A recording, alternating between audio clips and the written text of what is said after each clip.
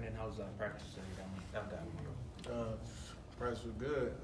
We came out with the energy that we needed to come out with just to get the week started. How would you grade the play of the defense in week one? Week one, I'd say where to be. Had a couple mistakes that we could clean up on. Other than that, I liked our physicality and our perfect effort. What stands out about Texas State as you evaluate them and get a look at what they do?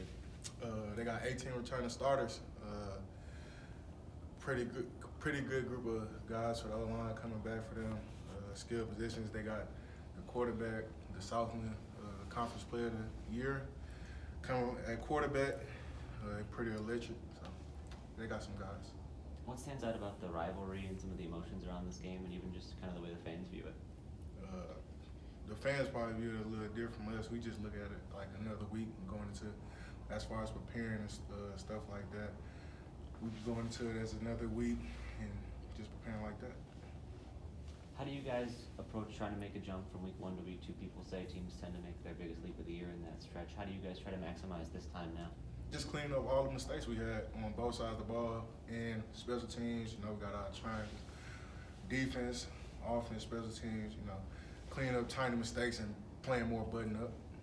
What does it say about the program that you guys, you win your opener by double digits, and both internally and kind of externally, everybody's pointing to things that could be better, or you guys are focused on that improvement part of it? Excuse me? Well, just I think a lot of times people might be satisfied with a double-digit win in the opener, but it seems like here there's a push to that there was something you guys left out there. Just what does that say about the program? Just the standard we like to play to. It says a lot. Well, our coach and our standard, we like to uphold that at all times, no matter who we're playing, or how good they are, or how so-called bad they are.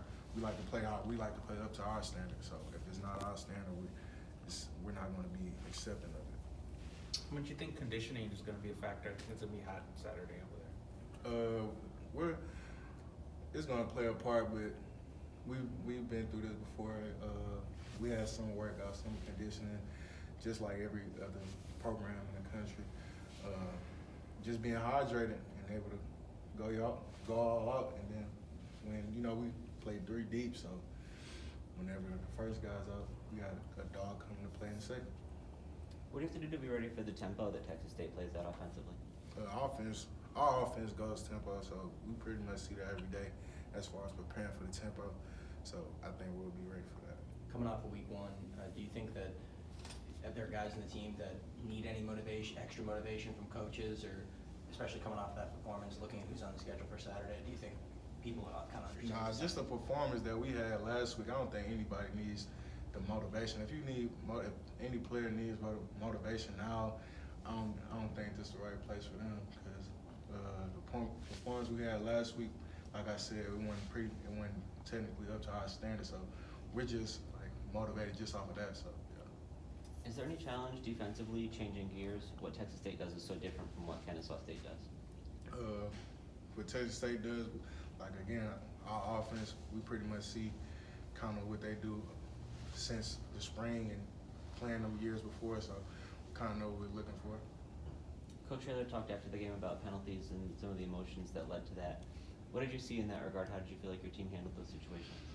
Our guys could be smarter as far as being more selfless and stuff like that with the flags. Our culture is different, so guys could lose their heads sometimes, but we know what type of guys we have, and the guys that did get those penalties, those are not those type of. That's not who they were in that moment. It's just they kind of clicked out, and after that, just getting with the leaders and telling our top guys, getting down to them, reaching them how they need to be reached. They understand that that's what we don't need. Brandon, I want to ask you about your tackle dance. Where did that come from? It was inspired by Dexter Lawrence, New York Giants D tackle, number 97. I just put my own twist to it because he does it different. I do it how I do it. And I've been doing it since last year. This is probably the first time y'all caught it, but yeah. Is that something? You gonna need practicing on that in the mirror before a game?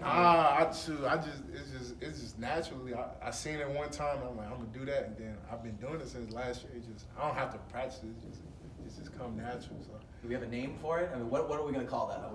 Give us the meaning. Give us something. What can we call it? Sexy Bexy. There you have it. All right, thanks, Brandon. Appreciate it. Thank you, Brandon.